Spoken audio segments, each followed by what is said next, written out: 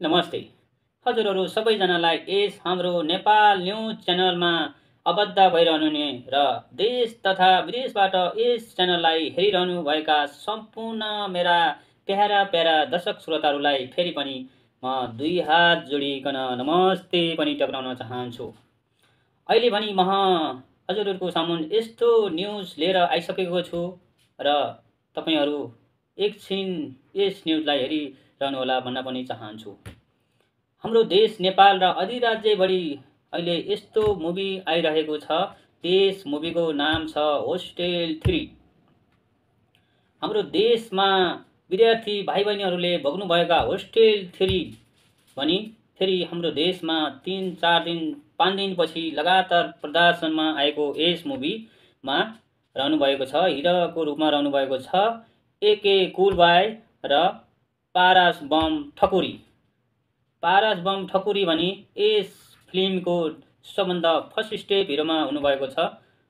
त्यसमा धेरै हिरोहरू पनि छन्। पारस बम भनी यस नेपालको सबभन्दा ठुलो टिकटकर अवस्थामा रहेका पारस एके कुलबाई पारस बम ठकुरी भनी अहिले उहाँको मुभी होस्टेल 3 भनी हिट अवस्थामा पुगिरहेको छ।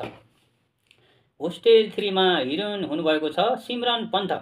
उहाँ पनि मुम्बईमा स्टडी गरिरहनु भएको थियो। स्टडी गर्दा गर्दै उहाँ अहिले होस्टेल 3 गर्नको लागि उहाँ 9 महिनाभन्दा पहिल्यै उहाँ हाम्रो देश नेपालमा आइसकेर यस होस्टेल 3 को मुभीलाई सिग्नेचर गरिसकेपछि उहाँ अहिले फागुन 23 गते भनी यस मुभीलाई हाम्रो देश नेपाल अधिराज्यभरि र विदेशतिर विदेशतिर अधिराज्य जता पनि यस हाम्रो खाडी मुलुकभरि भनी यस मुभी अहिले धेरै प्रदर्शनमा आएको छ।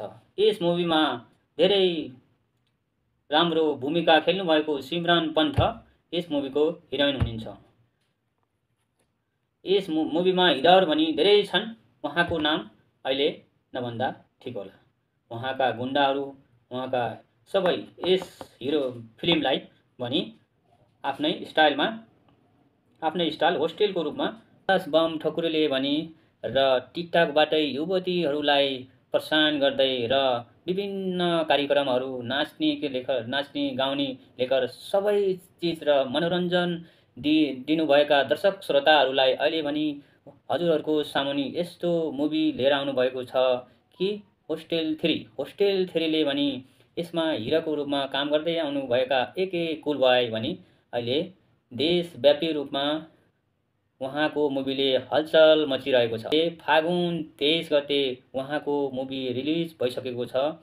एके कुलबाई पारस बम ठकुरी प्रथम हिरोमा रहनुभएको छ र उहाँका साना साना हिरोहरू पदम तमाङजी र माग्ने बुढाका छोरा पनि यस मुभीमा डेब्यु गरिसकेका छन्।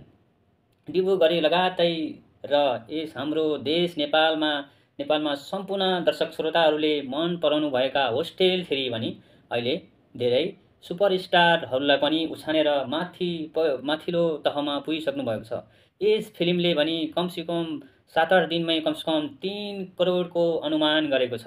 अहिलेसम्म 3 करोडको अनुमान बक्स अफिसमा कलेक्सन आइसकेको छ। तपाईहरुले जानकारी होला।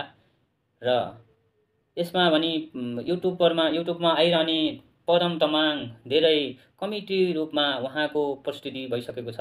तपाईहरु पनि यस फिल्मलाई हेर्नका लागि तपाईहरुको घर नजिकमा भएका सिनेमा हलमा गएर हेरिदिनको लागि म हार्दिक अनुरोध पनि टक्राउन चाहन्छु।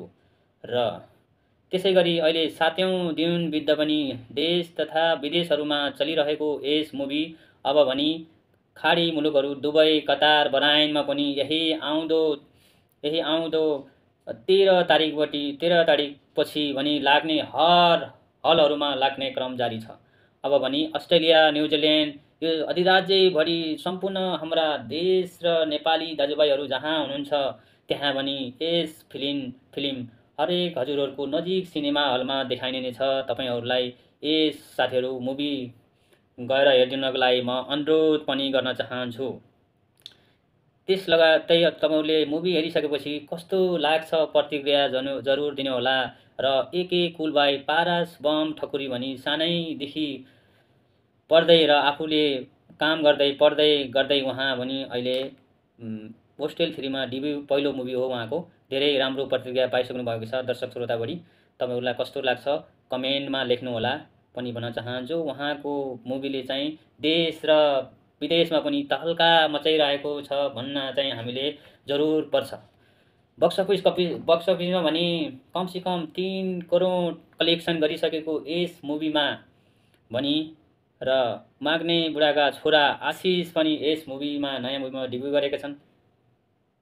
धेरैजनाले तीनैजनाले राम्रो प्रतिक्रिया दर्शक श्रोताभरि राम्रो प्रतिक्रिया पाइरहेका होस्टेल 3 तपाईँहरू सबैजनालाई हेरिदिनको लागि म हार्दिक अनुरोध गर्दछु। हस्त जय नेपाल, जय फिल्म।